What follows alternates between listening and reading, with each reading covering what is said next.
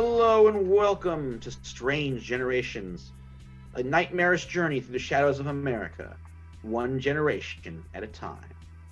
This is the second of 3 episodes of our 1929 arc, which is a continuation of the first 3 games which happened in the 1890s. So we got one more to go before the 20s wrap up and the stories of these characters come to a close. So very exciting. Let's go ahead and meet those characters who will be exploring a world of, Jazz Age is kind of over. A world of, let's say, depression. A great one, if you will. In an episode I'm calling Eldritch Jazz. Let's start with Kat. Hi, I'm Kat. I'm playing Desdemona Hartford. I am a bit of a socialite, I suppose, even though I'm getting a bit long in the tooth to be a socialite. But that's fine. One can't be a wheeling, in my case, adventurer forever. Yes, I am in a wheelchair, but I don't make a big deal about it, and it certainly hasn't slowed me down in any way from pursuing my main hobby and calling of exploring the world and discovering ancient civilizations and leaving them where they are. For goodness sakes, explorers, whatever you find out there doesn't belong to you. Let the people in the country know about it so they can enjoy it themselves. You don't need to take it away to a museum and put it in garish lighting for everybody to look at. Any rate, I'm back home where I grew up and everything's horrible as usual here.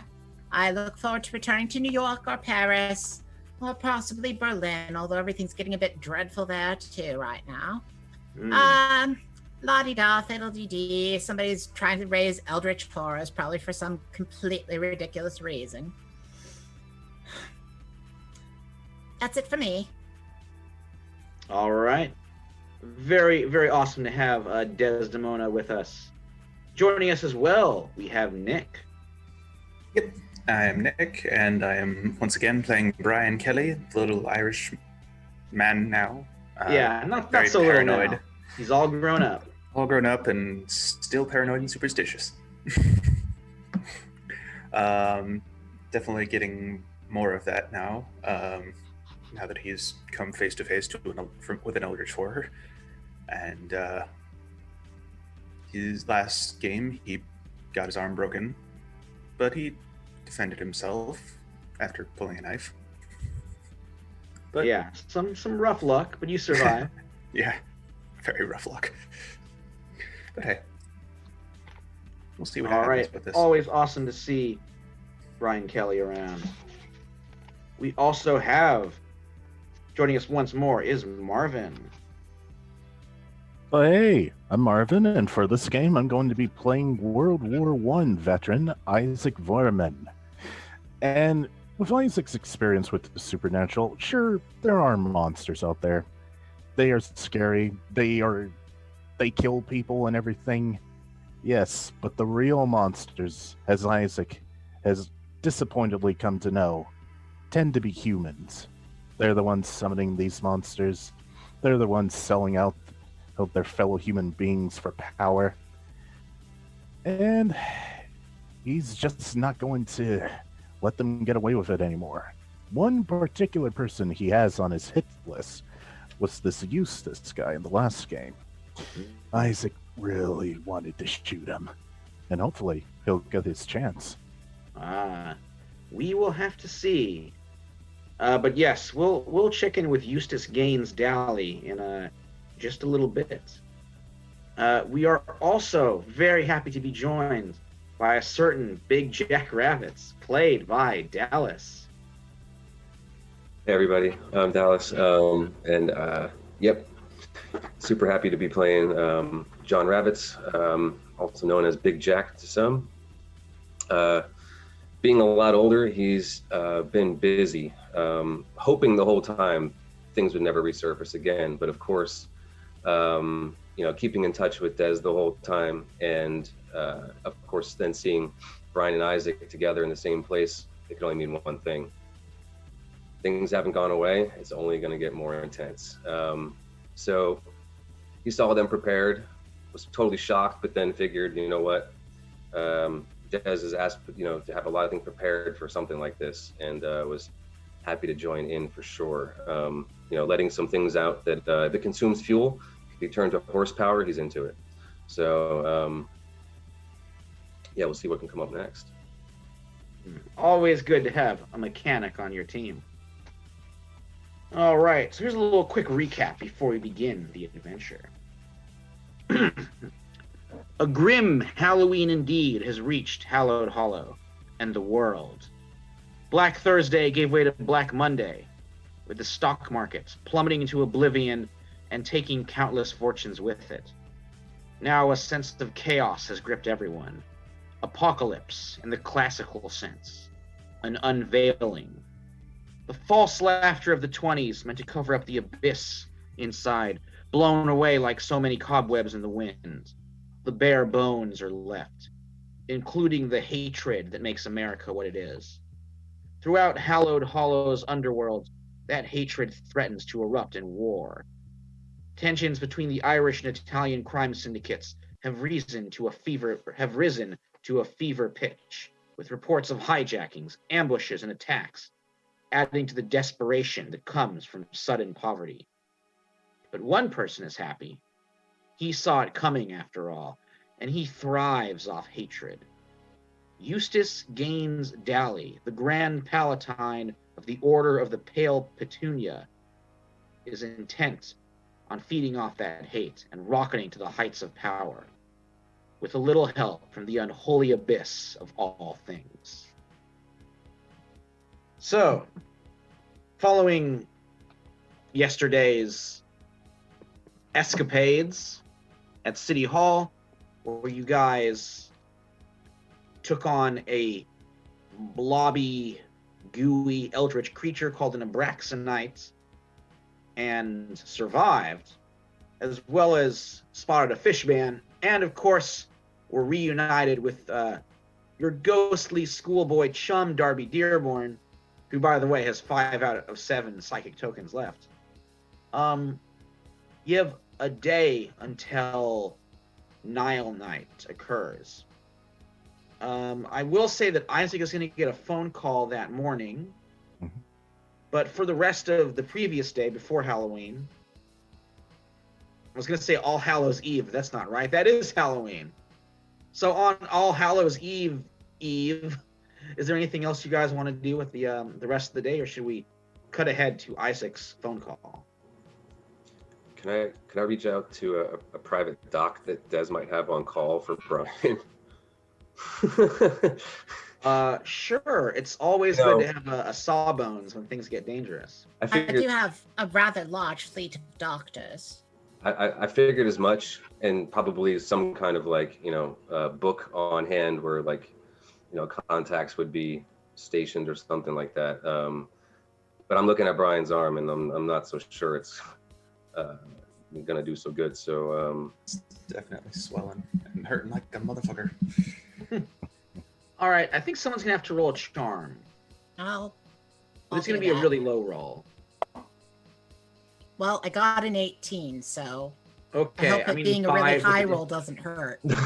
Yeah, 5 was the difficulty level, but I would say, the best sawbones you got on your in your Rolodex shows up, and he looks it over and he's like, I don't know, maybe he's like a W.C. Fields type, but of course not soused.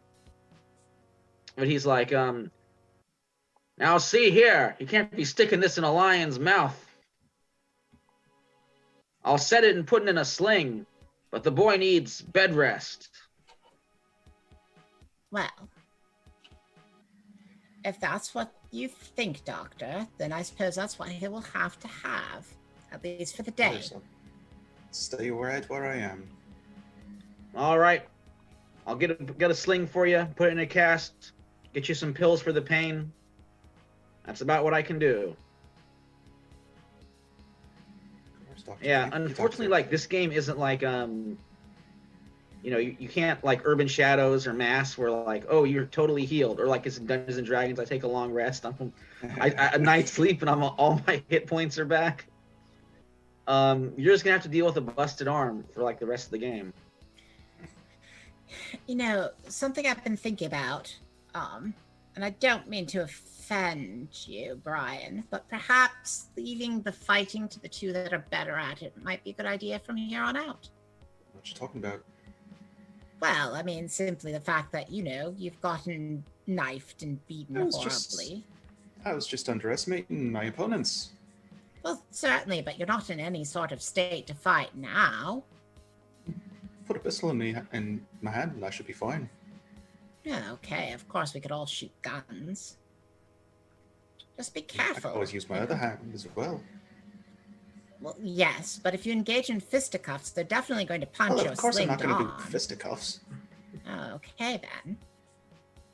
I mean... All I'm simply That's what saying got is this that in you the have first place, was me trying to... You have a military veteran in Big Jack, no? Or, I don't know. Just thought I could... There was only one of them at first. Guess he had me a little bit harder than I thought he did, so... What Connor's been telling me is that you've been doing a lot of book learning, and perhaps that might be a better way to apply yourself right at the moment. Maybe we can do some research into this Ordo Oculus before we simply wander into their party. So, I mean, all that book learning didn't really help me to identify whatever the hell that creature was. Michael, what were they called again, those creatures? Abraxanites. The dice. Abraxanites. Abraxanites. Well, I wouldn't worry too much about them. I'd worry more about whether or not Abraxas itself shows up. And if all else fails, you can always just throw a grenade at them. Got one of those. It's one of the things I don't usually carry on me. Oh, yes, I had my wheelchair loaded up with grenades last time. Oh, yeah, that's right. Forgot about that. All right. Well, speaking of grenades, Isaac, Mm-hmm. you receive a phone call from Dominique Dupree, who is the queen pin of the Shallows. She is a Caribbean immigrant who has risen to who runs the lucrative numbers rackets in the Shallows of Hallowed Hollow. Mm-hmm. All right. And she says, well, little Isaac, you've come home. Dominic. Or How's everything? Dominique. Dominique. You can call me Miss Dupree. I do remember that. How are you doing, Miss Dupree? Well, I've been better. Don't suppose you've got your ear to the ground, have you? Always do. It's how I survived this long, at least. Well, maybe you know about what's been happening with the ghosts attacking our Irish and Italian counterparts. The Duppies. Not specifically, no. I don't pay too much to the supernatural at the moment. I'm more grounded now, ever since Tulsa. Well, that evil, that was all men, and I fear another sort could come here if what's going on continues. So, what do you need me to do? Got everyone else here, but all I've got to offer is a gun. I could use that, and your friends. I'm arranging a peace meeting between Goglio and Halloran over at my joint, Queenie's, there in the Shallows. You see, these attacks that the Shadow Men, the Duppies, have been pulling off. Naturally, the Italians suspect the Irish, and the Irish suspect the Italians, threatening to turn the whole city into a gangland battlefield. Hmm. And if that happens, there's a lot of chaos, shooting in the streets, innocents caught in the crossfire. Who do you think will be able to rise to power as someone who can bring order to chaos?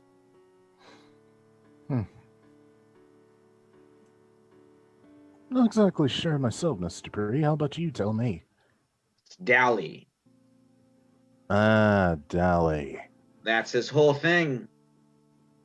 Always Oh. talking about the dangers of demon rum, of gangsterism, corruption, immigrants. Good buzzwords for a racist son of a bitch. True enough. But if there's a gang war, and he sells himself as someone bringing law and order, it could certainly help him rise to power, especially if he controls the law and order and the chaos as well. Well, So, come to my joint tomorrow morning. I'll have the two over for a bit of a breakfast and a meeting.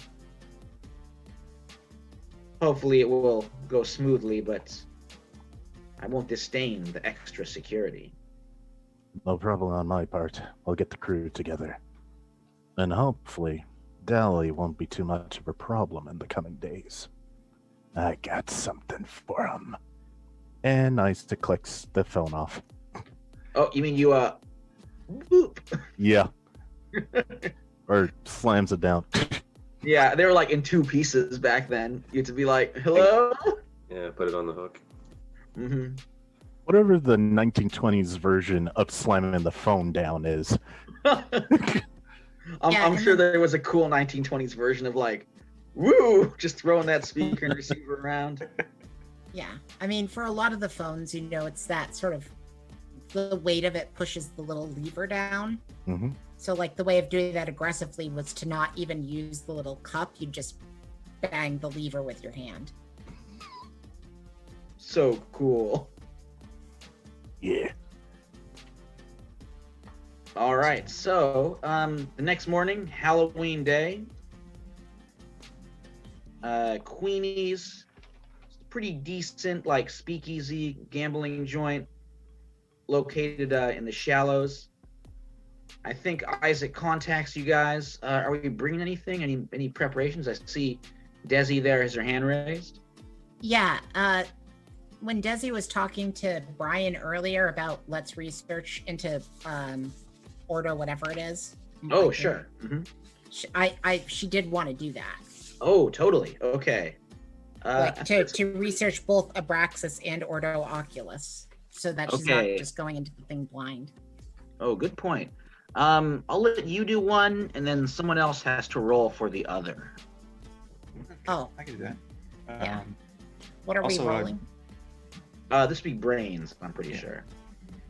Also, would Isaac have mentioned the W's that she mentioned? Mm-hmm. Everything So- she told me, I'm gonna mention to you guys. Okay, because I wanted to see if Isaac knew, since he's sort of skilled at sort of folklore monsters, see if he knew anything from what he's heard, what he's learned. Okay. I'm probably gonna make you roll for Duppy. It's like a Jamaican West Indies term for like ghost or phantom, unquiet dead. Okay. All right. I think that possibly it might be better for Desi to be the one to do Ordo Oculus, but I was hoping that she might be able to do that by inquiring around social circles. Ooh, And okay. So possibly rolling with the her charm. sister Bianca. Yeah, I love that. So not All a right, brain so- so much as Sure. All right. So you're rolling with charm then. yeah. Okay. Yeah, sounds good. Makes sense. And so I guess Brian's on Abraxas duty. Sure. I can do that. On Abraxas duty. Oh, I finally got a bad social roll. I only got a 7. I mean, a Okay. 7's not terrible, but compared to what he usually gets. I'd say give yourself an adversity token. Okay. You learn just sort of like what you would learn from reading like a newspaper, a gossip columnist. Mhm. That they're like, dilettantes in the occult, and Bianca's like, oh, you know, seances, witchcraft, Trey chic. Is it Trey chic or is it Trey gauche? Well, I suppose the old King Tutty business is a little 1922, Ugh. but Ordo Oculus, they know how to put on a show, I'll say that much. Oh, I'm certain, and I'm certain that everybody out here in this provincial nightmare of our hometown is quite into it. No offense, Bianca, I know you still live here, but it is dreadful. I would say none taken, but that's not the case. By the way, Bianca, how have you been doing with talking to ghosts? I remember you could do that as a child. Has that just completely fled your abilities? Now and then I see things, but trying my best to live a normal life, as hard as that may be in these times. Yes, well, as long as you invested in the 2 Gs as I advised you to do, you should be fine. Oh, well enough. It's Delia that I'm worried about, and not simply in matters financial, if you catch my drift. Oh, has she gotten addicted to something, or caught something, or birthed something? Perhaps all 3. Oh. Father's favorite. We should know how to look out for herself by now, and if she hasn't, then that's on her. Still, I can check in on her. Well, sisterly affection and whatnot. Certainly, and once you meet somebody that has any, I'll certainly talk to her about it. Oh man, I love these witty riposts. All right, so yeah, you learn just like, the basics. Yeah. Okay, moving on from me. All right, Brian, how'd you roll about Abraxas go? It was a 13. Okay, pretty solid. I would say you neatly passed. So Abraxas is a mysterious deity. The word is Greek. It appears in the Gnosticism frequently. It's occasionally a demon, a being called an archon, which is sort of like a Gnostic demon. And this is Michael speaking. Gnosticism is a big old blank spot for me, so if I'm getting stuff wrong about it, please forgive me. But the word Abraxas does appear in like several different faiths in several different contexts. But all of them refer to a being of immense power and immense unknowability. That's a word, isn't it? Oh, it's an album by, yes. Also an album by Santana. Kat's mentioning that. Very true.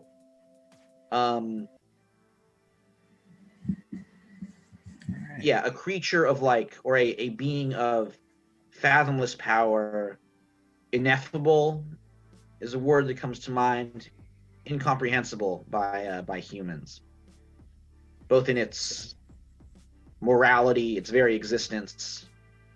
Contemplating it too much, definitely a road to madness. And if it does want anything, humans can't understand it. But it can be called on and summoned, or at least an attempt can be made.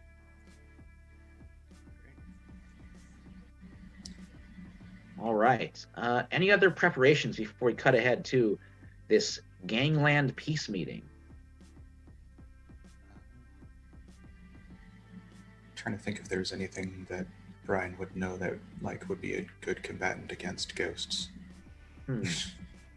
Okay, well I can say you can if we're in the middle of it and you have something you want to bring along, you can just that you think your character would have, you can just pull it out. Yeah, even me as a character doesn't really know any sort of anti-ghost weapons. So. Isaac. Mm-hmm. Isaac, I'm a little confused about what I'm to be doing at a gangland peace meeting. I feel like my presence at a gangland peace meeting is going to cause more problems than it would solve. We're mostly there to just keep the peace and make sure Dally doesn't exploit them. Well, is Dally going to be there? In spirit, I would say. Well, I think perhaps the best thing for me to do is to wait out in the car with the engine running, and in case things go south, I can drive us away quickly. I don't think I'm going to blend in very well at the meeting. I was just about to ask, what do you think our next thing after this may be? To get somewhere fast, or to, do something possibly offensive? Well, I'm not really sure because I'm curious about these duppies that you were talking about, little ghosts. Are they supposed to be interfering with the meeting in some way? I'm not too sure. Madame Dupree actually mentioned if they were. Out of character, I have a short-term memory, so Yeah, she was afraid that those the duppies were going to crash the party. Mm-hmm. Okay, I'm gonna head back in the shop and grab a tank off of the wall and connect it by a hose into the engine. And, do a quick little gauge metering on it real fast, and tell Des that when the needle hits this, you click this button, and you'll take off faster than you've ever done before. Okay. In the car. Excellent. Okay. So it By the way, seems... Michael, I know that flight would be a logical thing for driving a car, but her flight is low based upon the fact that she's in a wheelchair, not based on her inability to drive a car. Yeah. Brains might go to it. For drive, I think maybe it depends on like the context.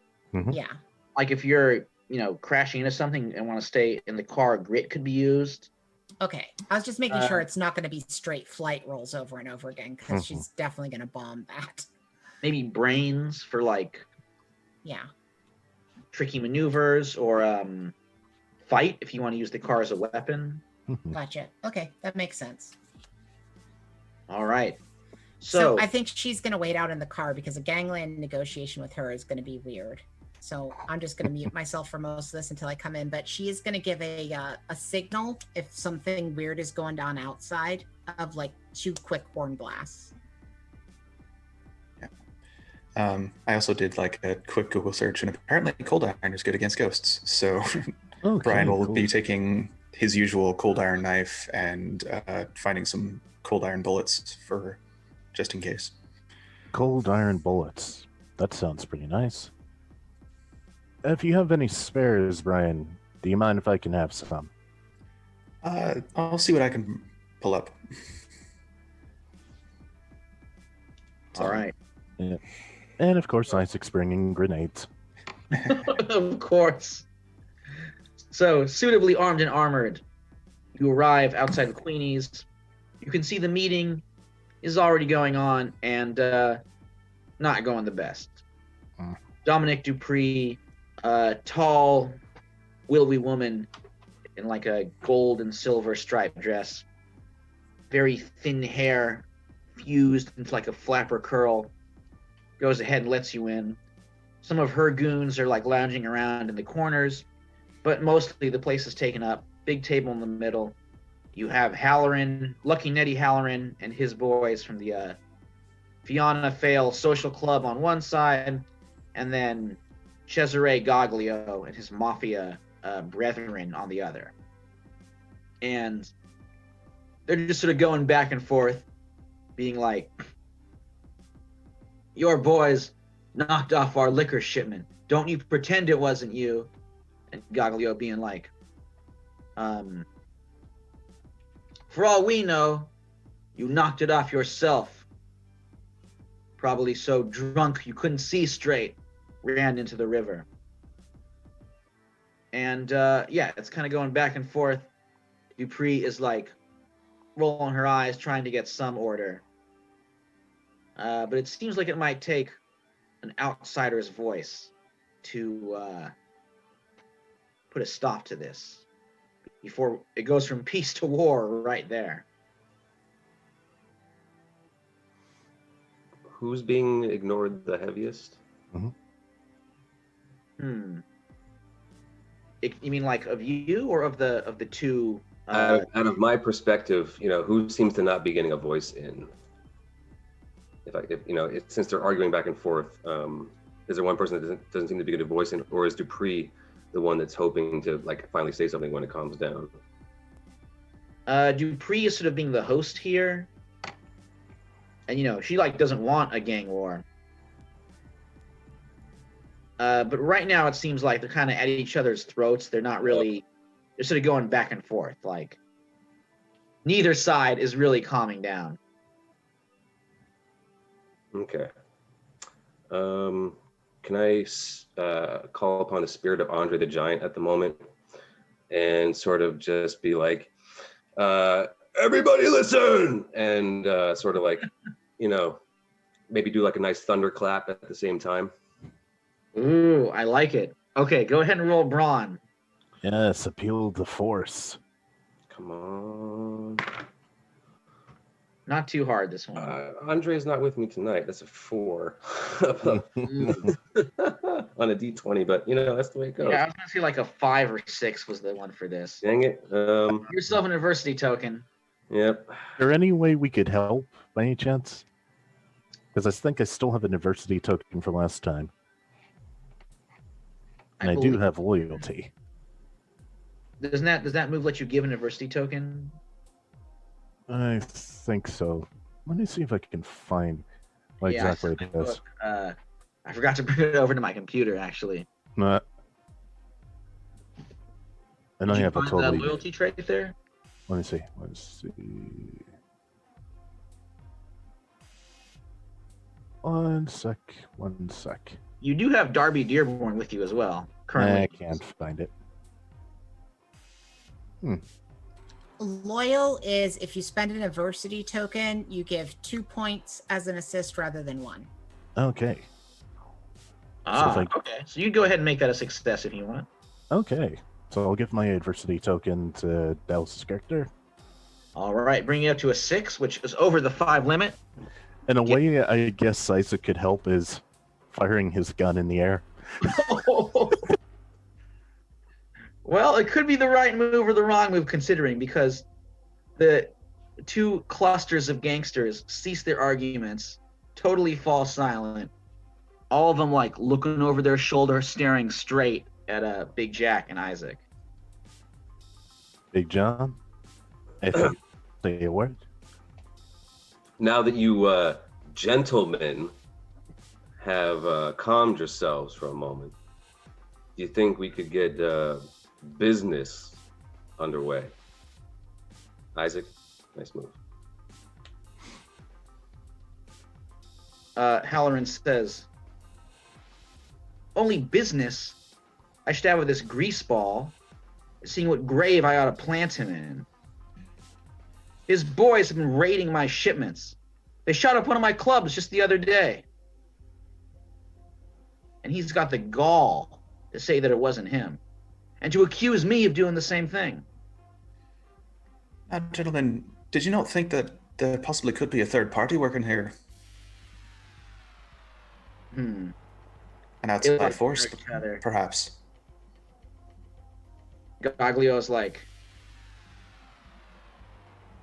third party? Someone else muscling in? More like, now don't say that I'm crazy. I mean, who knows? I could be. But do you ever think that there might be something supernatural at work here? Gaglio and Halloran both like cross themselves. Now,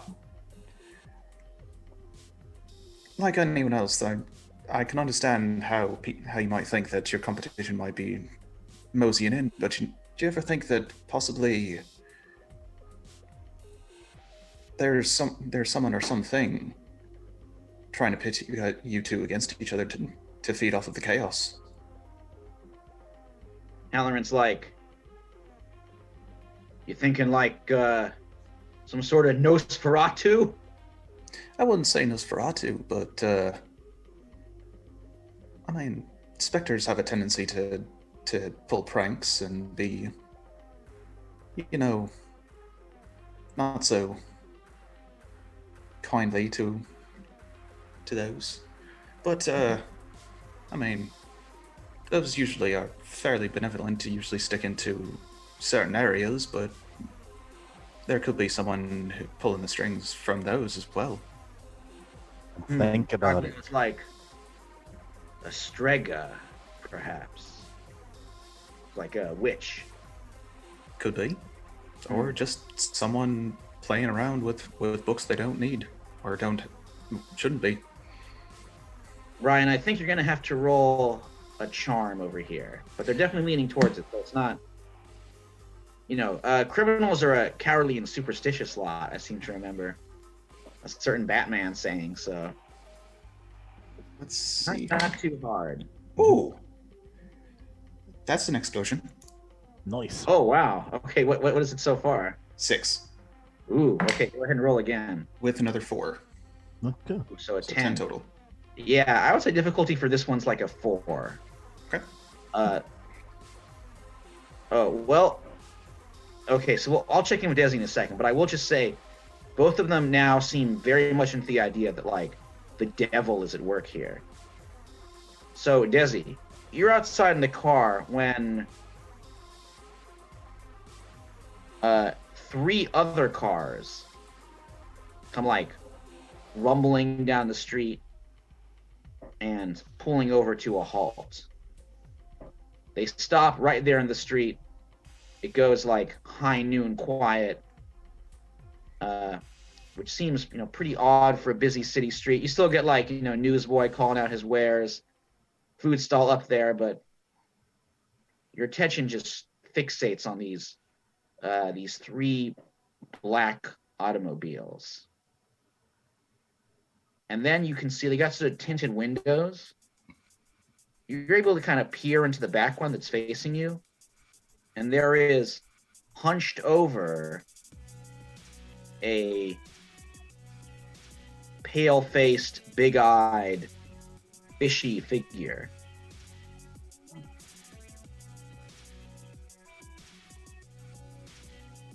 Got it. You didn't need to cut to me, by the way. I was giving a thumbs up, like, because they were doing good, not because I wanted attention, but... Oh, okay. Well, no worries. It would seem like it's a good... Like, this is the time when those cars do show up. Gotcha. So yeah, she sees the fishy figure in there. This doesn't seem worth the... It seems like a double honk right now would cause more problems than solutions. Okay. If that makes any sense. Mhm. So she's gonna wait it out a little bit, and if there starts being movement, then Okay. she'll do more. Has she been noticed by the fishy figure? That's the Um, question. Give me... I was going to say like a stealth check, but that's not... That doesn't Can't do that for exist. this game. Maybe give me a brains roll to like kind of Sure. stay hidden. Well, that's a 1. Give yourself an adversity token. Okay. Yeah. I mean, I can't explode further downwards than failing, right? Should I keep rolling to go into terrifying. negatives? No, if that game worked this way, if you could like just cascades of failure. I mean, it was at a 2, and if you subtract a 9 from it, because if it explodes, I don't think it explodes downwards though, right? Did we determine that already? It's just a failure. She just failed. Okay. Which means that despite the fact that I said she wouldn't have done it, she honks the horn twice. Uh-oh. Okay. Yeah, things get real active after that. I mean, Fish I'm face- just saying that to me seems logical for what the failure would mean, is that she's like, oh, this seems suspicious. Honk honk. Totally. Okay. Fish face, like, you see him spinning around, like, your eyes meet. He makes some, like, excited motions, and then a form in a dark overcoat shoves him down. The doors of all those cars open up, and then this happens. So inside of Queenie's, the speakeasy, all eyes drift to the windows facing the street. Fall leaves dance, stirred up by the hum of engines. A trio of dark automobiles, the sort of flivver cranked out of any auto plant. Outside, 3 figures in overcoats and fedoras. Below the brims, a sort of gooey, pliant darkness split with emerald streaks. You've seen it before. These are Abraxanites, coaxed into roughly human form. They look like something out of a nightmare. But the Tommy guns in their hands, those are all too real. They level the guns at Queenie's, readying for a Halloween St. Valentine's Day massacre. Thankfully, that those honking horns, while it did give away Desi's position, also gives you a little bit of a warning. So Halloran says, like, what's the rumpus? And then everyone stares outside, sees those Tommy guns. There's a cry of, like, hit the deck, right before they start firing. So Isaac, Brian, Big Jack, what are you doing? Grenade. Oh, man. Okay. Why don't you roll fight for this one, I think. Yeah. As soon as those guns open fire, Isaac gets a flashback to the war. And it's like, oh, crap, the Germans. Well, got something for them. And he's going to chuck a grenade at them. This is my D20, so this is good. 19. Oh, man. All right. You just, like, pull the pin, send that pineapple flying through the air. It lands in the first car, and kaboom. Car is blown to pieces. The Abraxanite standing in front of it is just turned to like a gooey spray, which like coats the shattered window. And by then, like, bullets have, shot off the place, chewed up the inside. Probably a few goons were cut down or injured by the blast. Tommy guns do fire pretty big, nasty bullets. But yeah, that grenade definitely stopped them from killing too many people, including Halloran and Gaglio. Oh, I see Desi. May I do something when they start opening fire, or even before they've started to open fire? Maybe like as they're opening fire. But yeah, go ahead. She's gonna drive the car into them. Whoa. Okay. Just vehicular homicide. Oh man. All right, give me a fight roll. Okay, she's not good at those, but she's gonna try her best. Probably not too hard. Difficulty maybe 5? Well, she didn't get that. How'd you do? I rolled a 2 on the die, and I think I can only spend 1 adversity token. Or can you spend multiples? Can you spend multiples? Yeah. Whatever you have. Cool, I spend 3 adversity tokens to get a 5. Yep. Ooh. Okay. So as they're like just spraying the Tommy guns, Desdemona takes the Roadster. Actually, Big Jack, how would you describe this vehicle that you gave her? Oh, this is the 4-seater, because we all had to go there, right? So this is the one with like the modified V12, probably like a V16 actually, something like that.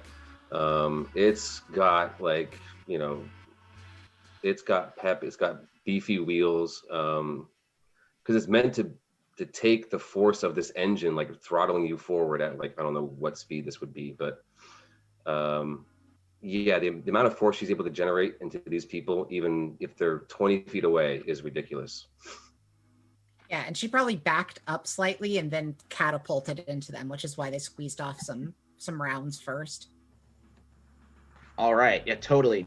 So you just come careening by. It's like first one you go through, it's very weird the guy in RoboCop who goes through the toxic waste. Yeah. Just splattered all over your windshield. Other one goes under your wheels. You can see it like, it's not like you imagine hitting a person would be, perhaps thankfully. It's almost like driving through rain. Just a real slight bit of pressure and pitter-patter on your windows, except for that goo is sticking and kind of hurting your visibility. Sure. She turns on the windshield wipers. Oh, awesome. Yeah, the goo is like splashed off to the side. I would say there's like some more of them in the cars, and you can see their engines are revving up and they're starting to leave. Desi, you notice something else. That fish man, he like pokes his head out of the back of the door, and you hear him crying out in this kind of croaking voice like, "Help!" before a tendril of the glowing emeralds, kind of glistening oil slick Abraxanite skin wraps around him and pulls him back into the car. Oh, that won't do. What's that? That won't do. But I'm gonna now pause because other things are happening. Absolutely. Let's check in with what is Big Jack doing? As the gunfire and everyone hit the deck, we're at a speakeasy, right? Oh, totally. Can I spend an adversity token to find something highly flammable and tossable Ooh. Oh, yes, please. of the highest potency of liquor? You know, some man. bootleg bathtub, near just grain alcohol level, I'm sure, somewhere, right? Oh, this stuff is the same, just high level, terrible, bad bathtub gin that, like, according to family lore, killed my grandfather's father. I didn't mean to bring. Yeah, sorry. No, not at all. It's like I mean, I don't know if that really happened. It's sort of like, Gotcha. you know, my mother's side of the family legend that, like, oh yeah, he drank that bathtub gin and it was too much for him. I don't know if it really happened or not. You know, some family legend there. But anyway, yes, very potent bathtub booze. You get a bottle of that there. Yes, I'm gonna try to Molotov that out to the car that might be nearest to advance towards Dez or cause like a problem. You know, whoever seems to be mobile next. That's who I want to sort of toss that at. All right. Give me a fight roll. Okay. 7. Yeah, 7 flat. Yep. No bonus to that. Okay. On a D8. I would say, yeah, that's gonna be a pretty like decent success. Could be a bit better, but like I think the car is immobilized. You hurl it neatly like onto it. It smashes over the hood. Flames start licking the inside. Gas tank's probably gonna go in a little bit. But the Abraxanites are like, you see them kind of slither out. They're still dressed in those overcoats, still with the Order of the Pale Petunia flowers, which look kind of standing out in their gooey coats. And they're able to go into the third of the cars, the one containing the Fishman, which accelerates and starts to speed away. Let's check in with Brian.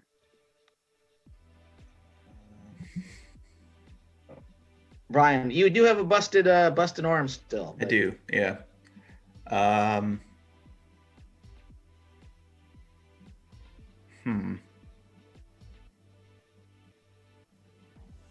I think for the time being, it seems like everything is under control with everyone else. So I will sort of stay out of the firing and just sort of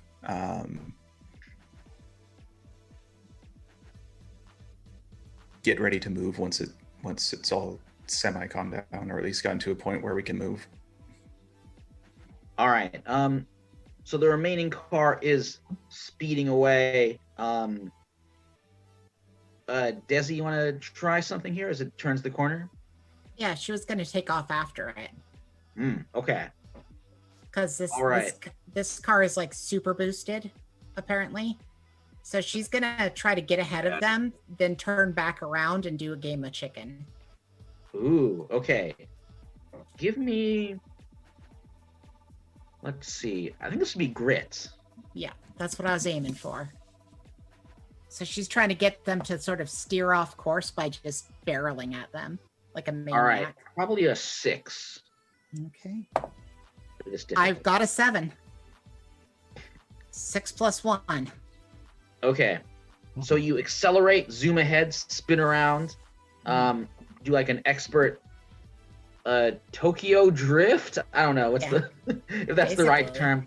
But you speed over to face this other automobile, and they like hit the brakes, and for a while you guys are just sort of like staring at each other still. Yeah.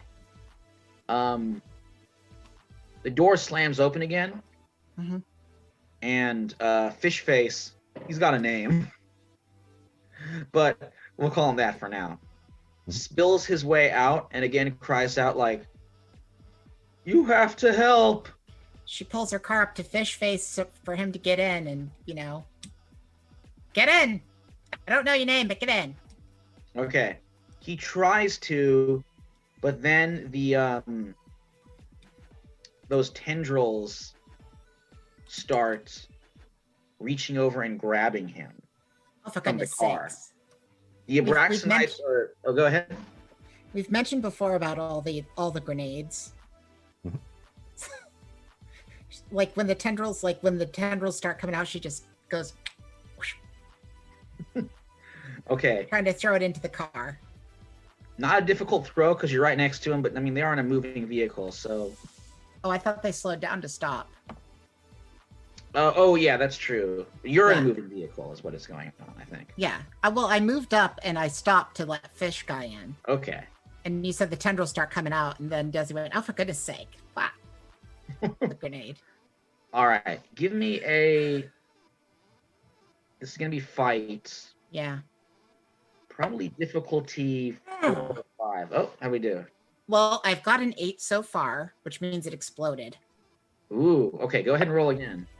10. Ooh. So 10 total. Mm-hmm. Okay. Awesome. You chuck the grenade in. Fish Face lands right next to you in the car. He's able to sort of slip out of those tendrils. Mm. Their car rolls ahead a bit, and then the grenade goes off, blasting them to shreds. Well, I've got some other friends that you just have to meet. By the way, my name's Desdemona Hartford. It's a pleasure to meet you. What's your name, sir? Z- She says while shifting gears with her hands. and he's like, Zacharias. Well, Zacharias, it's a lovely name. Thanks. Normally, I wouldn't be all like, "Oh yeah, of course she has a grenade." It's just you've brought up how many grenades these idiots. No, are you carrying. guys, you established that you established your character's love of grenades way earlier, so don't worry. I will assume grenades unless told otherwise. I just realized that grenades are the third G. Gold, guns, and grenades. Yep. Well, from now on, I have to tell people that I have a 3G network. Oh man. All right, some sirens are blowing in the distance. Queenie says, "Local law here answers to me. You should go." Well, it seems we do have a third party here. And I hope you all remember that. It's not each other that you should be fighting. It's them with Yeah. the fish. By the way, those things are called Abraxanites. In case you didn't know that, look it up. Halloran's like, "That's a mouthful." Do some reading. It'll be good for you. Servants of a ancient creature called Abraxas. Jesus. Well, Yeah. Halloran and Gaglio says, "Look, if you ever need any help from a friend of ours, a friend of mine, just mention my name. I owe you one." I've already forgotten the name of Fish Boy because I forgot to write it down. It's Zacharias. Zacharias. Okay. Then, guess we better split off then. Before the police get here. All right. You guys dangle just in time with Zacharias in tow. You have a few hours until Nile Night on Halloween. What do you do? So what's your story there, Fishman? My story? He's like, "Oh, I wish I could sweat. Do you drink? You might need one. Brother, You do. I don't need just a drink. I need to swim." Oh, we need to get you back in the water then. By the way, do you enjoy when people call you Fishman? I've been kind of avoiding it because it seemed like it might be a bit of a slur. Look, you saved me. I suppose you can call me that if you want to. Well, I'd really rather not. I'd really rather call you Zacharias since that's your Yeah, that's that's a fine. better. Yeah, call me that instead. The term that Zacharias it people is. have. Oh, go ahead, Isaac. No, just say Zacharias. It is not much better than Fishman. Yeah. I'm a sea son, or son of the sea. That's the name of my people. I'd say it in my own tongue, but you wouldn't be able to pronounce it. Have I heard No, anything I'd about these imagine people? we rather lack the anatomy. Yeah, you gotta have gills to do it right. Can I Oh, ask you, can anybody become a son of the sea, or is that just something that's like, were you always this way? Did you become this way? You weren't I think human Brian before, is- were you? I think he'll answer that, but I think Brian wanted to do like a Yeah, I just wanted to see Roll. if I had like heard or read anything about like Sons of the Sea. Okay, give me a brains roll. Sure. Let's- Difficulty probably a 6 or 7. Okay, I got an 11. Okay. You definitely heard about them. It is a legend of certain fishing communities in the New England coast that have interbred over the years with colonies of creatures from distant islands that are not human and that have passed on that aquatic lineage. I'm surprised Son of the Sea is on the surface. Oh, we live our lives on the surface until we're ready.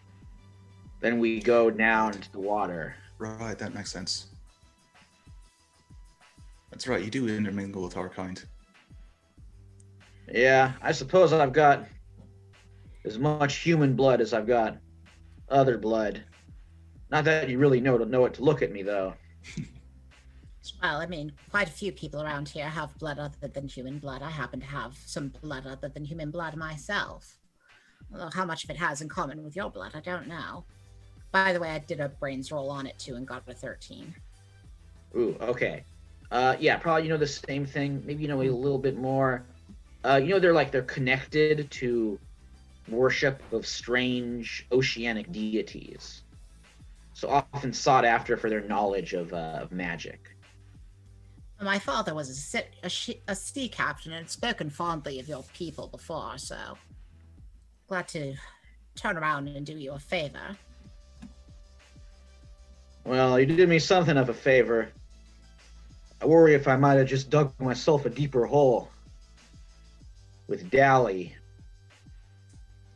That piece of shite. Yeah. What is his involvement with all of this? Started a few months back. He shows up in Rivermaw, that's my hometown. And we were hitting hard times even before this depression came around. Fishing just wasn't pulling in what it used to. Rivermaw always did seem kind of half drowned. Anyway, this Dally fella comes in, starts spreading around a lot of cabbage, making all kinds of promises. So old Zacharias, he listened to him. I figured, why not? Sea's not giving us what it used to. Let's try the land. But after Dally wormed his way in, he started offering money in exchange for knowledge. Started trying to learn about gods that mammals like you just shouldn't know about. Well, I did his bidding for a little bit, but when he started bringing up Abraxas, got too much. Well, now he's just dealing with powers beyond his means. Yeah, that's the trouble with his sort. Always think they're in control until they ain't. No one's ever in control when it comes to Abraxas. I tried to tell him that, but he wasn't listening. And Now, now, him and because his goons. Oh, go ahead, Isaac. sorry, it's just now that he wants power, everyone else is going to pay for it. Him and his goons have practically taken over Rivermaw. And then he can't quite cry. I don't think fish can cry. Viewers, please go ahead and write in if fish can cry. But you can tell his eyes are getting very big. And then he's like, "You got my guppies. My kids, he's holding them in Rivermaw. Hmm. He was saying if I didn't do his bidding, give him the knowledge he wanted to help serve him out here, he'd hurt them. Then he had his creatures, the Abraxanites. He can summon them and control them. They brought me out here. I saw you fighting back. I thought might be a chance to escape, but now that it's done, I don't know what's going to happen. Well, is he still holding your children back in your hometown? Or did he bring them out here with him? No, they're all back in Rivermaw. He's got the whole town sewn up. Quick question, how far away is Rivermaw from where we are? It's gonna be about a day's car ride. Oh, dang. It's like way out on the coast. Like it's, very isolated, hidden fishing village, which is how they like it. Sure. I was thinking like from one part of, it's not in Massachusetts then, because from one part of Massachusetts to another part of Massachusetts is never that long of a journey. Oh, I didn't realize how small Massachusetts was. Massachusetts is tiny. So tiny. Mine is 2 You hours. can drive north to south across Massachusetts in like an hour now. Oh, wow. All right, no, it's further up. Maybe it's in like Rhode Island or something. Or Maine. Or Maine. Oh, it could be Maine, yeah. I was gonna be like Rhode Island, the most cursed state. No, If it was up in eastern Maine with the roads at the time, it could be a day's journey from Massachusetts because we love the fact that Rhode Island is like a tiny little thing that's one town that somehow has 2 electoral college votes. Oh. It's so great. All right. Anyway, sorry. Anywho. yeah. If it's up in Maine, that makes a lot of sense. Maine would be with the roads the way they were then, that would be a day's travel easy. Plus, fish Totally. people, village of fish people, Maine. Come on. Yeah. Makes sense. So my ancestors were a fish people. That's when my eyes are wide set.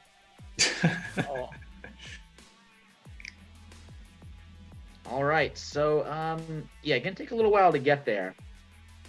Zechariah says there's something he needs here too. It's called the Eye of Abraxas.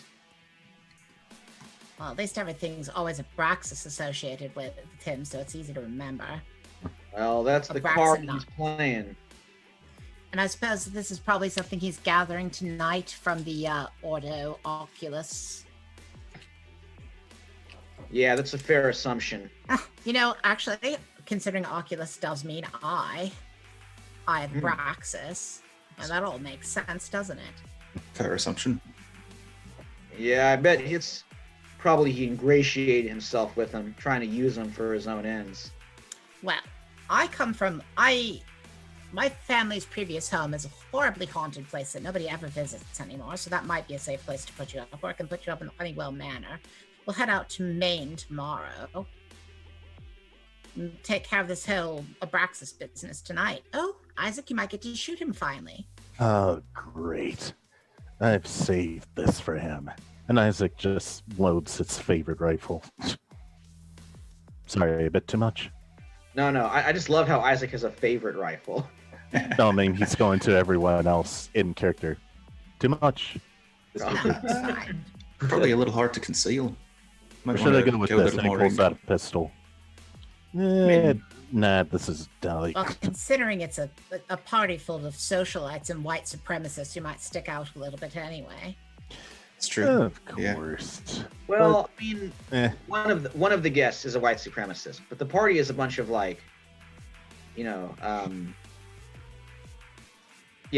occultist socialite types. So they probably it wouldn't be out of place. Oh, you know what? We could tell them you're Egyptian. I bet they'd just love that. Egyptian. They're very into Egypt. I guess so. They wouldn't be able to tell the difference the way they are anyways. Oh, goodness, no.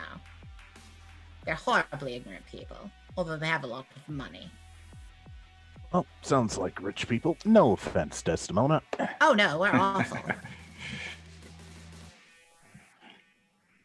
But if we can fool them for a little bit, just Nice to of get the poor closer. idiots. What'd you All say? right. Oh, go ahead. I missed what Brian said. Oh, Yeah. I was just making a joke, and they say the poor are idiots. We're just uneducated. Well, to be could be, quite yeah. honest, most people don't have very much sense. That's what I've found over and over again. Mm. But they mean well. Except for the ones that don't. But I think the number of people that are genuinely evil and malicious is very small. It's just most people are gullible and are easily lured by the promise of shiny things. Hmm. It's true. I have no Me and comment power. to that. Okay, so speaking of a small number of people who are pure evil, I would say you have a date with E.G. Dally. He'll probably be, well, I think maybe he'll meet you there at Chambers Manor, which is where Philippa Chambers, the High Priestess, the Hierophant is what she's called, of Ordo Oculus, will be hosting their little get together. So how are you? Rest of you guys like showing up at the party? Are you like dressing up to try to enter as guests or sneaking in? What's the plan here to get to this manor bash? We need invitations.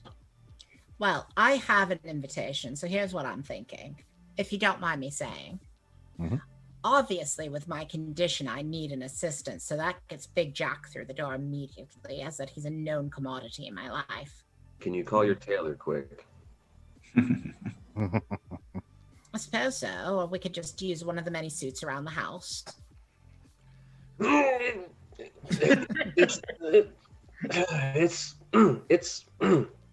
It's flattering. I can certainly try to reach out as well. Now, let's see, Brian, I believe that it's easy enough to tell people that you're a scholar as long as we don't run into those policemen that you tussled with. Right. That's true. I could probably borrow one of Connor's suits. Maybe look a little bit more scholarly that way. And, of course, Isaac will just say that you're, from Egypt. Then it's easy enough to write you all off as my entourage. Because, as a general rule, if you're going to a group of supposed Egyptologists, and if you bring along an Egyptologist and a man from Egypt, they tend to like to let you into the party if somebody's already vouching for them who has an invitation. My God, they sound easy to fool. Well, they're easy to fool if you have enough money, and I have more money than all of them put together. All right. So we get in, find Dally. And let's see. Do we want to do it out there in the open or lead him into a secluded alley and knife him there? Probably, if we're going to knife him, probably somewhere secluded. Something that words. Sorry. that was player not being able to word. Okay, go ahead. No problem.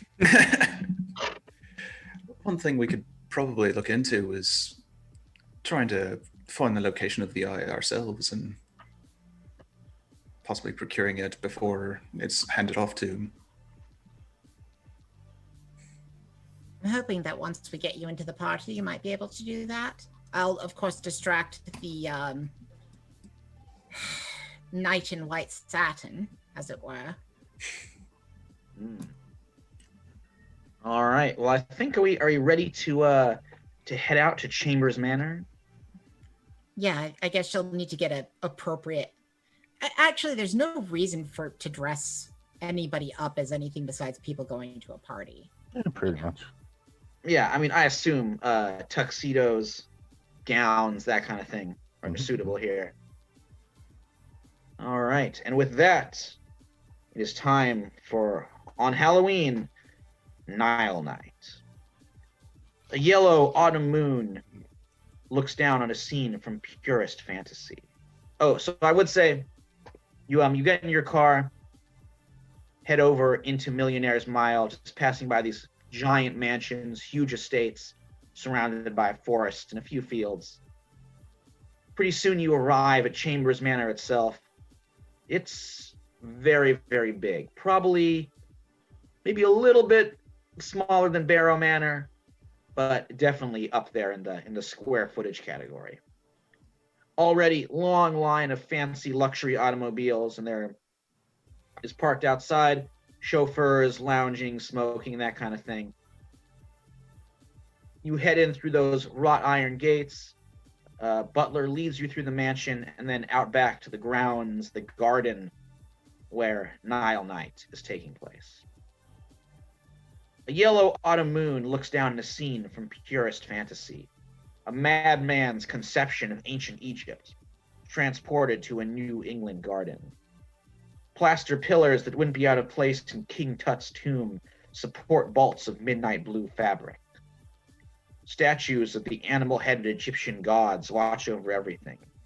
The guests sport an odd mix of arrow collars and pharaonic headdresses, shimmering flapper dresses, and Cleopatra headpieces.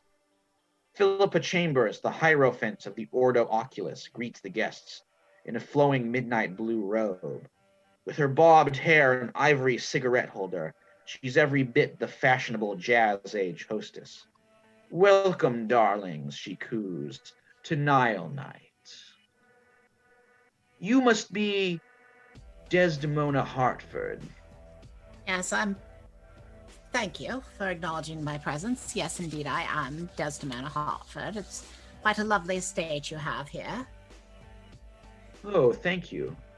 I've heard that your family, the Barrows, are neck deep in the spirit world." Oh, indeed. We've always been quite fascinated by the occult, as have the Honeywells. You could say that I'm a descendant of a long line of occultists. I've actually belonged to the Raindrop Society for Girls when I was a child. Oh, how fascinating. And oh, indeed. We had many lovely rituals out in the woods. We even summoned a ghost one time. Oh, you'll have to tell me all about it. Oh, who are your indeed. charming companions? Of course. Well, this is my dog Body, Big Jack here. He helps me out with the things that I need, considering my condition. Pleasure. Oh, Big Jack. Believe me, the pleasure is all mine. We didn't establish a fake name for Isaac beforehand, but I think we would no. have. I got one. Okay, let's hear it. All right. Pleased to meet you. I am Bayek. Come to America simply to explore what you've found. I've heard it's very interesting. Ah, are you a native of that enchanted land by the Nile River? You mean Egypt? Yes, I am. And I Ooh. must say, the appropriation you have of my culture is flattering but disappointing. Oh. Well, that's rather puts a damper on things, but I won't let it I refuse to let it get in the way of a good party. Let's hope so. Perhaps you can consult him about authenticity upon your next soiree, of which I'm sure there shall be many. And of course, quite this right. man knows no introduction. She gestures at Brian and leaves it at that. Brian, are you going to add anything to that?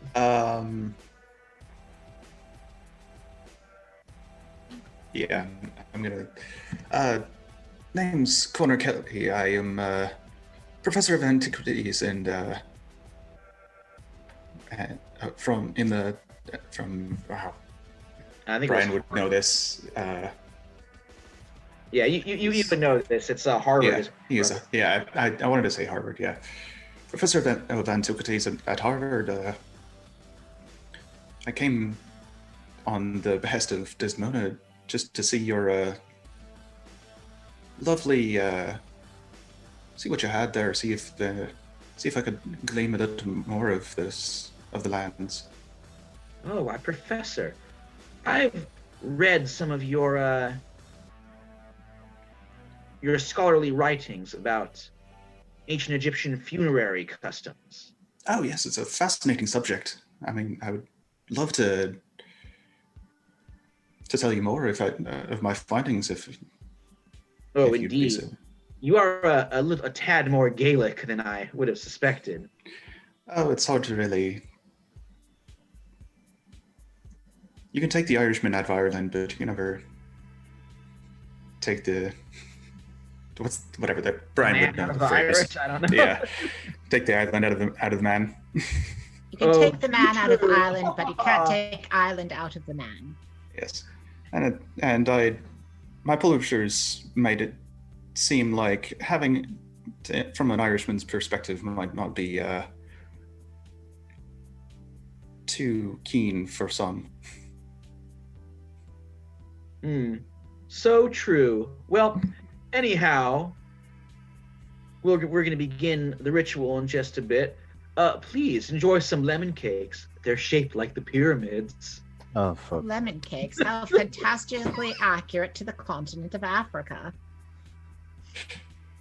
Is it? All I know is that they taste divine. I'll be making a list to show you at the end of this party of everything you've gotten wrong. Well, maybe I'll read it. Anyway, enjoy the party. And she heads off. Oh, don't take her brusque manner with too much offense. Us rich dilettantes do love being corrected by people who are native to the countries. Makes us feel like we're putting in an effort.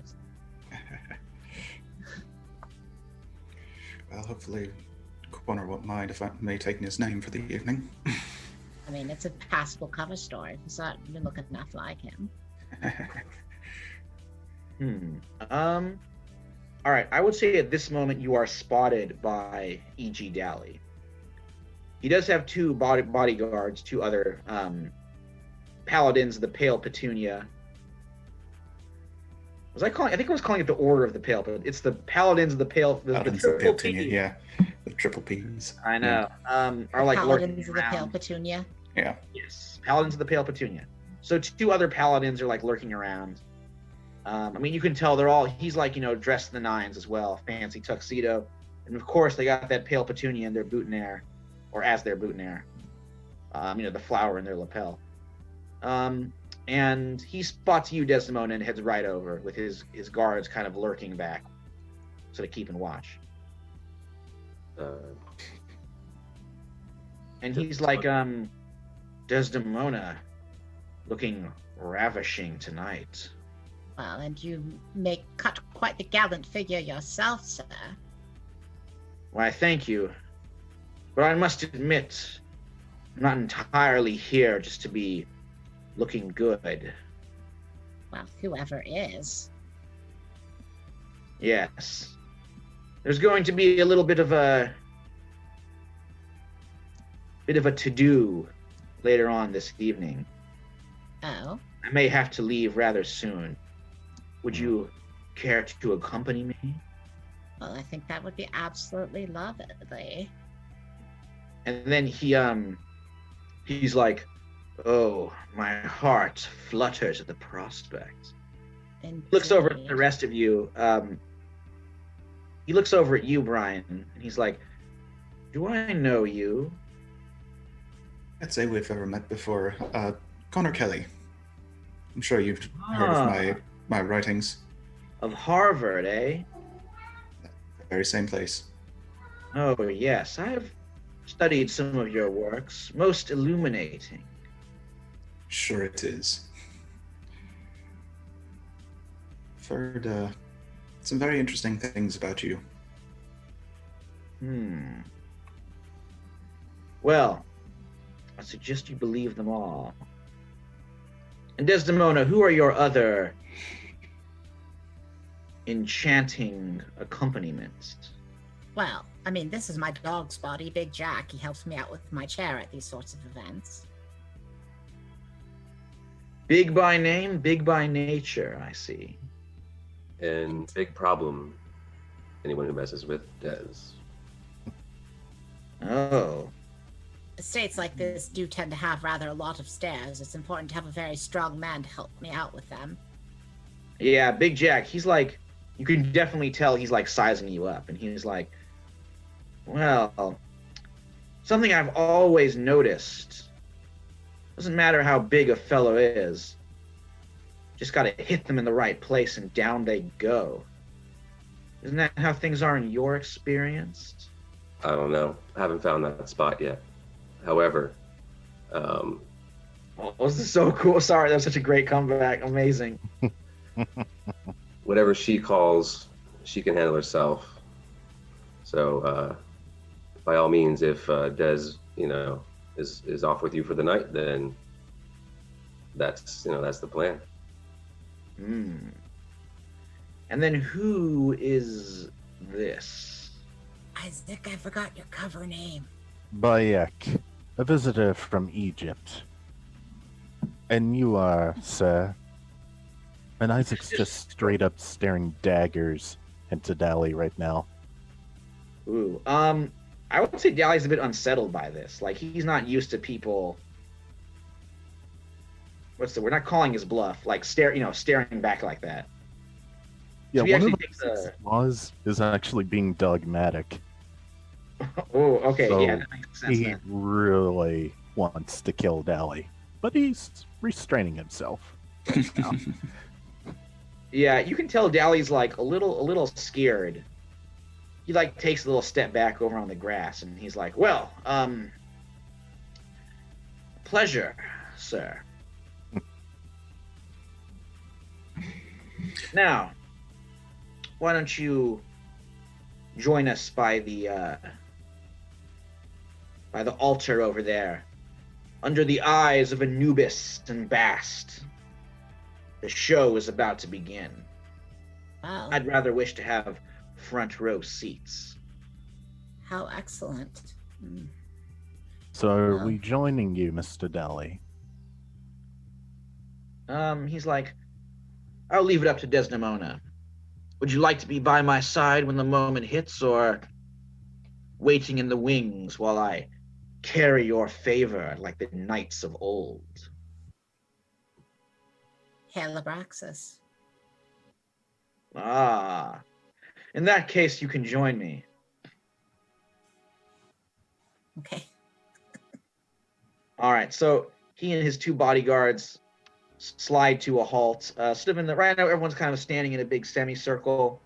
Philippa Chambers starts like doing the old tapping a champagne glass with a spoon, getting everybody's attention. All the various costume members of Ordo Oculus in their tuxedos and Egyptian in quotes headgear and masks make a bit of a semicircle before this altar set up between some statues of the gods, and you can see that Chambers is holding a book, very old, clad in a reddish kind of leather, covered in strange letters that don't appear to come from any language. Probably in the center, some sort of strange occult sigil, similar to a pentagram, but lines are just a little too curly.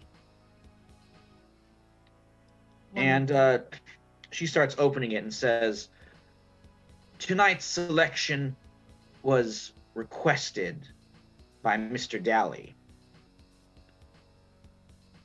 Usually I would be a little... I don't like taking requests. I'm not some Tin Pan Alley musician, but he made a rather generous endowment to the Ordo. And for that, I shall try my best not to disappoint. Okay. The members of Ordo Oculus hold their hands above the flickering fire, while Chambers reads from the Devil Book. Her voice rises, the syllables twisting from English to a tongue that has rarely left the mouths of humans. A choking noise leaves her lips. A scream forming her words as lightning flashes above, then strikes down. The ozone scent, heavy and crackling in the air. Lightning strikes near, the flash bringing daylight to the ritual. Abraxas, Archon of Darkness, Lord of all, we conjure thee, she spits out sudden English. A piece of dancing green fire remains above the blaze, captured and alone, forming into a sphere, an eye with no pupil, of dark green. It watches everything. All right, so as soon as this eye congeals and appears together, Dally, I forgot my own character's name. I'm like, okay. Dally's hand leaves his coat, and his hand is wrapped in a glove of that glistening greenish black oil slick material the Abraxanites have for their bodies. And he like reaches out and grabs the eye. What are you guys doing? Letting it happen or trying to stop him here? I imagine that somebody's going to try to stop him other than Desi. I was gonna stab his hand. That's kind of what I was thinking. Oh, I thought you said stop his hand or stab his hand. No, stab him. Oh, okay, stab his hand. All right, so how does this look? Are you just like whipping out the knife and going in his wrist, or like trying to pin it to his side? What's describe the stab? That's a good thing. Is Isaac currently right next to Dally, or kind of a bit away? I would say you're pretty close by. You kind of, I think Desdemona said like she wanted to join him up in the front. So yeah, you're definitely close, within arm's reach for sure. Okay. As soon as he reaches his hand to it, Isaac's just gonna flip out a knife, and faster than his bodyguards can reach him, stab his hand. Ooh, okay. It's gonna be a fight roll. No problem. 8. Okay. Does I think a anybody have 10 adversity tokens to spend? I'm fresh Oh out. yeah, but- I would say a 10 is like a super successful stab. An 8 is a mildly successful stab. Oh, I see Wow. Dalla. Got 2. Okay, you're each gonna give him the 1. Yeah, Sure, I'll give him 1. Okay, thanks. All right, you bring it to a 10. Are you going like into his arm or like just in his palm kind of area? I'm just wondering if like he was able to grab the eye before you stab. Yeah, I wanted to make sure he's not able to grab anything. So his hand, yeah, right through the All middle right. of it. Oh yeah, it goes right through. He like pulls his hand back and just like stares at the knife. Are you still holding on to it, or are you just like letting it go? Yeah, letting it go. I've got other knives. Oh, whoa, it's so cool. He's just like staring at this huge, bloody, I don't know, K-bar, is that the right? Mhm. If you're watching, knives, please let me know. What is the Yeah. particular knife that Isaac would have there? I don't It's know. military issue. Yep. Okay, Military issue. Yep. Mm-hmm. You're probably in the military. Yeah. Is this eyeball like floating in the air? Yes. It's about the size of like a, what's the word? Like kind of a croquet ball. Desdemona tries to like basically wheel herself around the group and is going like, oh no, somebody help! But the main intention is to whack the top of the wheelchair into the eye and like knock it sideways. Ooh, okay. Dally like stumbles back and being like, oh, golly gosh damn it, and he's pointing to his bodyguards, and shouting like, what are you doing there? Massacre them! Both bodyguards shoving him back, drawing their guns. He's reaching out his other hand, still trying to get the eye. Desdemona, might- go ahead and roll. Let's go with grit. Okay.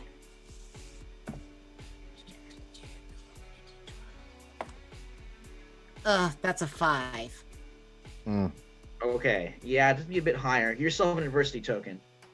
You do still have Darby following you around too, if you want his help. Oh shit, I forgot Darby was here. Okay, Who has teleport? I do. I didn't. Do you want him to teleport somewhere? Yeah, you can grab the eye and teleport. Yeah, sure. That would be a very impulsive thing for him to do, which I also control.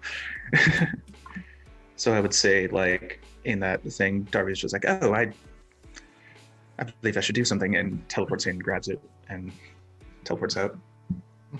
Okay, so that's going to be one more psychic energy token. Yep.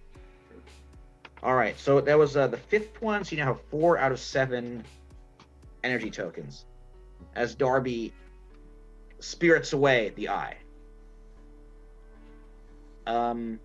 Okay, so Dally is like, he falls down in the grass, still holding his bleeding hand. Can I take him hostage? I don't think the angle works just that. You do have the 2 bodyguards between them who are going to be attacking you. Dang. Oh, well. Stop In him. fact, let's have Isaac roll grit and see what Big Jack's doing, as they're going to try shooting at Isaac. Righto.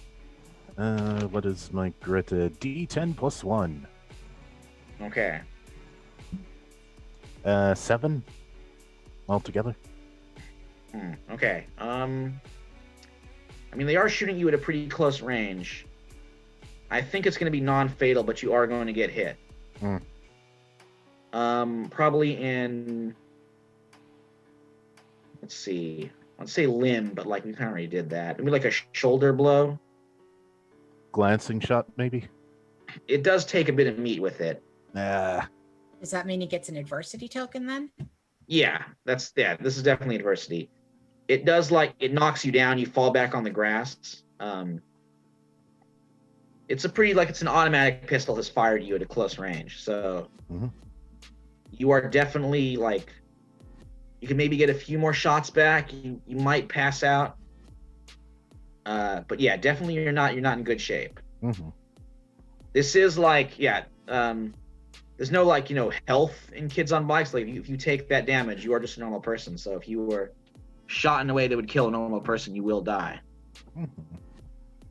And, like, you did just pull out a knife and stab his hand while he has 2 bodyguards. So it's good to do, but there are consequences. All right, so Big Jack, what are you doing here? I'm going to, with momentum if possible, run towards the first bodyguard, pick him up as I run into him, and slam him into the next one at the same time with all my weight. Ooh, I like it. Do you think this would be fight or brawn? Because I didn't really see it being either.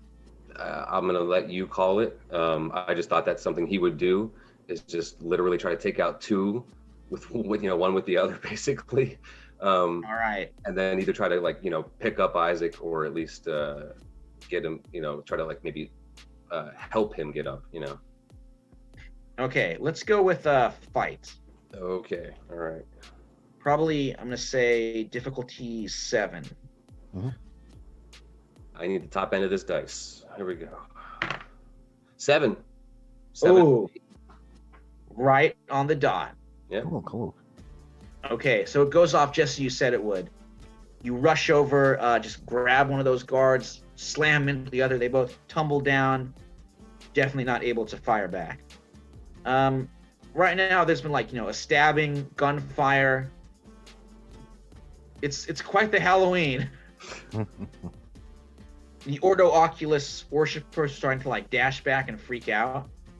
By the way, when that lightning bolt happened, did somebody get injured with that, or was that just it hit and No, it didn't strike anybody. There is, like, lightning flashing all over the place, though. You can see it crash down in the forest, and some's, like, zapping the area close by. So there's lightning all over. Dally, like, he falls next to the statue of Anubis, and he just, like, reaches up, his face a rictus of pain. He, like, wrenches out the knife, causing even more blood to shoot out. It mixes with that Abraxas goo on his hand, and then he puts it on the statue. The statue of Anubis. That goo creeps up, starts curling its way, like, through the statue, which then leaves its pedestal where it was sitting and stands up very tall in front of you guys. He looks at you, Desi, and he's like, you traitorous hussy. Oh, what did I do? They were with you, the one who stabbed me. Well, I clearly made a mistake in the people that I hired, didn't I? I thought that this was a very clever man from Egypt. That's what he told me. I didn't know that he had ulterior motives. We're saying you had nothing to do with this? With I my had meeting? absolutely nothing to do with this. I'm as horrified as you are, sir. No, I just stabbed you because I hate you. I'm beginning to suspect this man might not be from Egypt at all. Yeah, think. We're gonna have to roll charm here. Oh, obviously. It's gonna be a real tough one. It's cocked. Okay, go ahead. Yeah, no, she didn't do it. Okay, you can give yourself an adversity token if it was like a particularly big failure. It was a 7. Yeah, you have to get like an 18, a 19, or a 20, I think, to pull Yeah, that I figured. line. Okay, he's like, I should have known. Oh my All your goodness. kind just teasing me. My kind. Oh dear, sir, are you also Ugh. racist against white people? I think that you've run out of people to hate at this point. You are all going to pay. Oh, how much? How much, darling? I can give you $500 right now to shut your It's stupid gonna little cost tongue you out. a lot more than that. I'll be Oh my taking- goodness, Shut up, well- and I'm going to pull out my pistol and shoot him. Yes, please. Yeah. Dust this guy. Will that possibly cost me my legs? What on earth do you think you can take from me, dear boy? Okay, Brian, give me a fight roll. There you Got one good one still. Bang. 5. All right. Yeah, it's a glancing shot, but definitely does hurt him. And I think more importantly, he realizes like he probably is not gonna be alive for this anymore. So, he just like spins around and starts dashing off into the woods. Oh, Isaac, I don't Giant suppose you Sperm. have... Oh, Yeah. sorry. Let's have Desi and then Isaac. Yeah. Oh, she was just gonna encourage Isaac to go after him. Oh, I'm she was running about to for say, him. Isaac, I don't suppose you brought your favorite gun with you. Oh, I did. I always bring my favorite gun. Why wouldn't I bring my favorite gun? Okay, Isaac. As you try and follow him, though, that giant animated statue is between you and him. That's where I was gonna come in. Okay. I am gonna spend my 2... Oh, sorry. So I'm gonna say, Isaac, it's gonna try and like grab you. Maybe either go for a punch or a grab. Go ahead and roll grit. Hmm. And keep in mind, you are already injured from a gunshot. Right. So this might not go too well. Yeah, this is gonna be pretty. Unless you roll pretty high, it's gonna be kind of rough for you. We'll see how you do. A 7.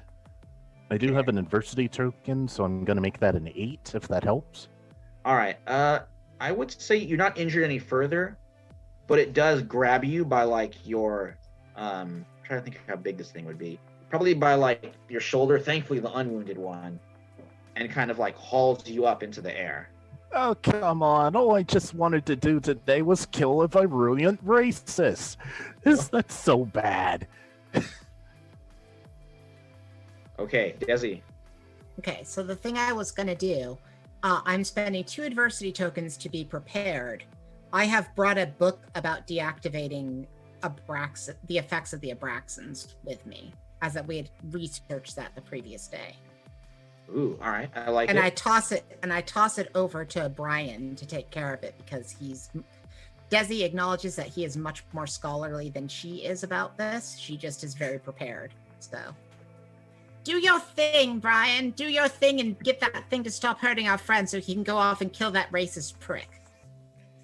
See, even she agrees with me. Of course I agree with you. Of course.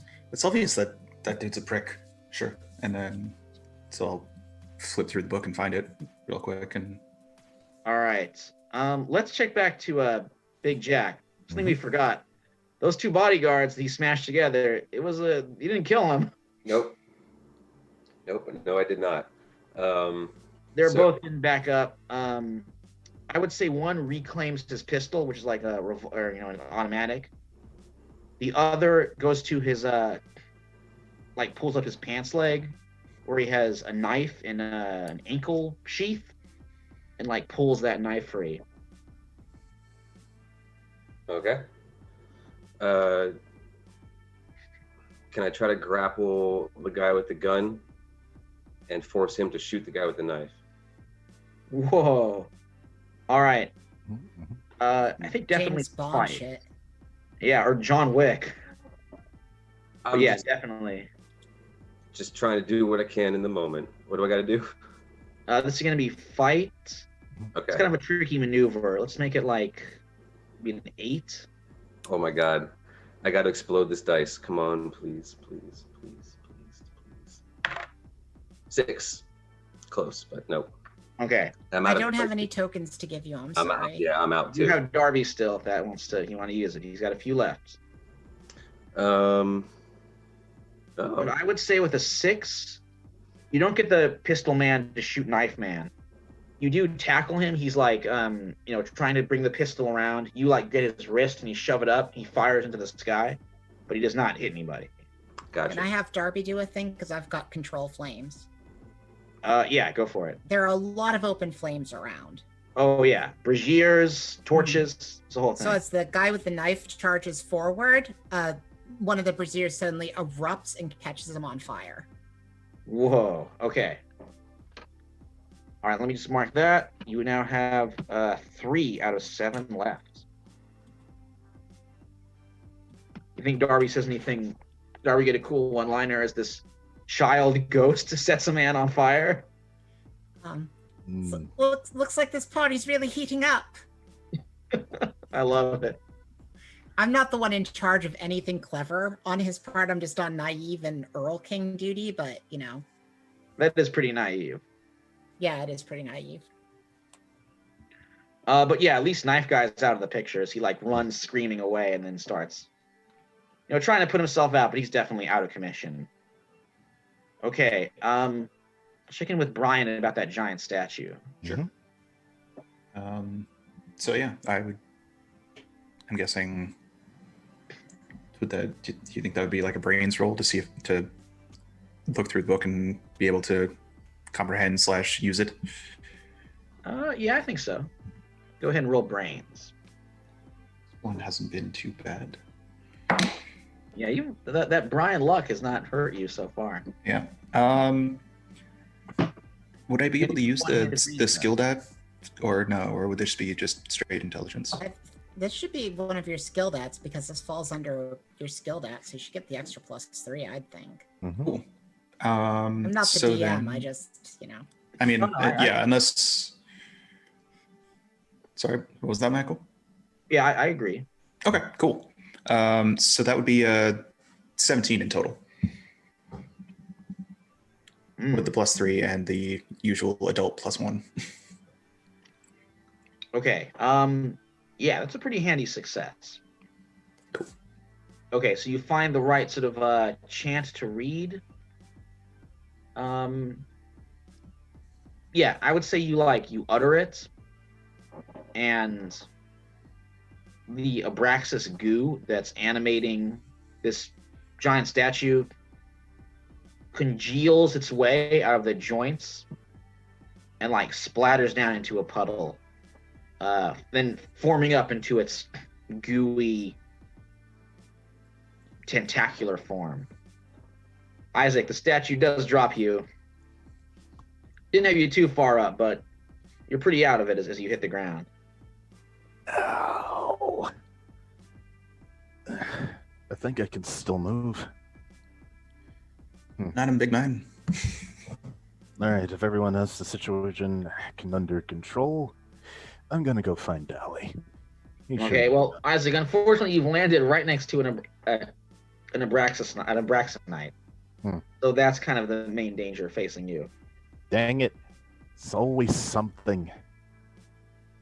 Can I toss Isaac my cold iron knife? Oh, okay. Mhm.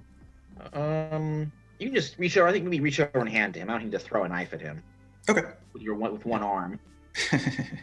That could go really badly if you roll poorly. Fair. But yeah, you get the knife. Isaac, what do you do with it? Okay, I'm going to stab this thing repeatedly until it stops moving. Okay, go ahead and roll fight. It's what Isaac does. I now realize that I've turned Isaac from the funny fat guy kid into a somewhat psychotic ex-soldier. I mean, Yeah, it's a Or we'll real. do it Like, to it's you. one of the biggest transformations of the characters, I think. We've also aged quite a bit. yeah. So, I mean, 30 years plus a war. yep, Yeah. that'll change a person. Yeah. Ooh, that's a 6. Okay. I am right next to this thing now. Yeah. So with the 6, you like dice it up pretty good. You can feel that its gooey body is evaporating a bit, but it's going to take some flame to finish the job. Do we have any fire on hand? There are lots of I guess- torches and decorations around. Big Jack, you are still wrestling with the guy who's holding the pistol. Mm-hmm. I'm gonna see if I can sort of force it towards him, and then pull the trigger. Okay. Let's go with Braun. All right, come on, Jack. You got to be kidding me. That's a 3. Okay. That's my oh man, that's my second nat 20, or not 20, but 20 failure. Wow. Give yourself an adversity token. Yep. All right. I think he needs you. Oh, I know what happens. Oh yeah, go ahead. No, I think the gun doesn't go towards him on a 3 out of 20. That I'm feeling like it's not in his direction. That's my feeling. But you go ahead. Go ahead. Yeah, I think what happens is he knees you real hard in the ribs, like knocking you over. He gets up and looks down at you and is like, "We're gonna dance again, big man, sometime soon." And then he shoots you. It's gonna hit you in the leg. How do you expect me to dance? And then he dashes off into the woods as well. Oh, is there anything I can do? I haven't been asked if I'm doing Oh, yeah, anything go in a ahead, Des. while. I mean, while all this is happening, I've taken out my own pistolero, Mm-hmm. and I'm going to shoot this gentleman before he even attempts to dash. When he's like, "Oh, we're gonna dance again," and he's like, "How do we do that without a leg?" And that's when Desi shoots the guy. Okay, go ahead and roll fight. Okay. That's bad. So she doesn't do that. It's a 3. Okay, you take a shot at him, but it is a miss. I'll take that adversity token. He is able to make it out into the woods. At this point, Philippa Chambers is peeking out from a pillar in her yard and says, "The police have been summoned. You need to leave." Do you realize what kind of creatures you're summoning here, don't you? Isn't there still an Abraxan out Yes, here? I'm currently trying to fight with this fish. Excuse Yep. me, Philippa. There's a demon out in your yard that I'm trying to take care of right now. Well, deal with it, please. Well, thank you very much. Currently knife fighting with this thing. I'll Someone grab a going to torch help. and sort of and Okay, Oh my- Brian, go ahead and roll a quick fight for that one. or Just to shove a one-handed torch into it. 5. Okay. I have one adversity token if need be. Yeah, I think a 6. I think a 5 would be a bare success. A 6 would be a pretty solid success. Okay, I'll use it then. Yeah, it's already been cut up by Isaac's knife, so a 6 takes care of him. Burns it up into nothing there.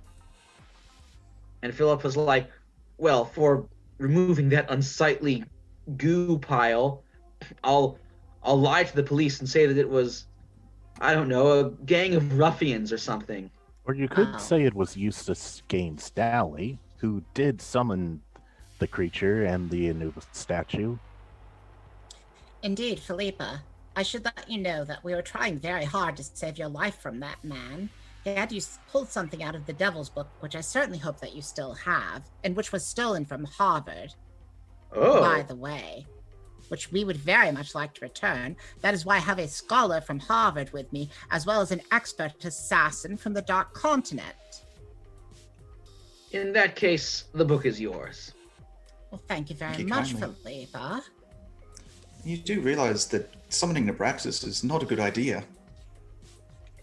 I thought it would be fun. You're Fun. messing with things man Summoning should not an mess ancient, mysterious, like godlike creature. That would be fun. Well, you have to admit, it was rather fun until the stabbing and the shooting started, wasn't it? You do realize that that creature could destroy this entire world. Oh. Well, I never thought of it like that. I just thought Oh, it was maybe a you little should think after about him. before you're doing stuff like that. Think of the Meanwhile, consequences. my poor manservant has been shot in the leg by that beastly fellow. Look at him over there. He can't push around my chair like that. Why don't we put him in the guest room? I'll My have to goodness. summon a doctor and someone who's discreet. I often get him to patch up my guests when rituals go awry. Good. Does he know how to treat gunshot wounds? I suppose he can figure it out. Anyway, Yeah. you're all welcome to Got it. stay for a little bit while I get matters straightened out. Right. And of course, I do appreciate your secrecy on the matter, and I hope you can appreciate why I had to keep my true mission a secret. I couldn't let that dreadful Mr. Dowley on to the fact that we knew about these things. I understand that, and I actually find the prospect of secrets rather enticing. Indeed. Anyway, Absolutely. you may stay in the guest quarters, and I'll summon the doctor. Thank you, Con. All right, so you guys spend Halloween night laid up. Two of you with severe injuries. Not the best time. The doctor does his best. He gets the bullet out of you. But Isaac, firearms are going to be pretty tricky. At least two-handed ones are. Just say, you three gentlemen, if you were trying to even up the playing field for me, you didn't have to go out of your way to do it. Dallas, he gets your leg patched up. You're gonna have to walk with a crutch for a little while. I got plans for that. Oh, okay. It's called a Mind. motorcycle. Oh, I love it. Because early the next morning, or actually, just thanks to your injuries, you're probably housebound for like another day or so. Darby does reappear with the eye, which we'll check in about where you're keeping it and what you're doing with it a little bit later. But you do get a phone call at the Chambers house. Mhm. Philippa, is like listening to it, and then she like brings it in. They couldn't put phones on speakers, so you couldn't turn on speaker, of course, back then. So she like holds up the little horn, the trumpet with the words coming out, and you hear Dali's voice, sounding very distant, but he says like, "I do hope you can hear me out in Rivermaw. Well, they're not known for their telephones. I understand you have something that I want. Is that not so?" I don't know if we can respond to him. Can we respond? Yeah, Philippa holds up the receiver too. Oh, hello, Mr. Dowley. How lovely to hear from you. How is the great state of Maine? Still filled with pine trees and rednecks, I suppose. One must endure such indignities in the interests of one's crusade. It's a crusade now. Oh, it always has been. Why are you even Mister. doing this, Dally? Well, This isn't shit. maybe you could ask Professor Connor Kelly, though that's not right, is it? Because I have the real Professor Connor Kelly right with me, along with his wife and children. Of course you do. You And- daft git.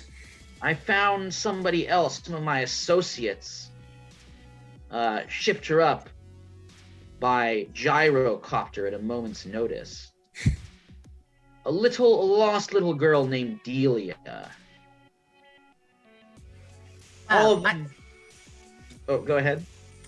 If you're going to threaten me with family members, you could have at least picked one that I like. Well, I imagine after I start, getting interested in Delia, you might be changing your mind. Anyway, Oh, bring the Eye of Abraxas to Rivermaw, and we'll make the trade. Otherwise, your loved ones, and this offer extends to Zacharias, of course, that traitorous fish. Otherwise, all of your loved ones are going to experience just how cruel Eustace Gaines Dally can be. Mr. Dowley, a word of advice for you while you are in the Pine Tree State. If any of the residents ever tell you you can't get there from here, all it means is simply they do not like you. I'd imagine you've heard it rather a lot since you arrived. We shall be there and negotiate our own terms, but you won't know when. But I assure you they shall be negotiated swiftly and possibly to the back of your stupid head. Whoa. And I think with that zinger, we are going to bring this episode of Strange Generations to a close. Mm-hmm. Next week, we'll come back for the conclusion. That is not dead, which can eternally lie.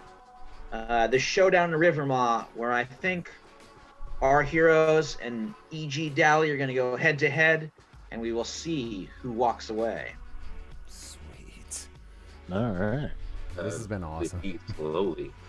Oh,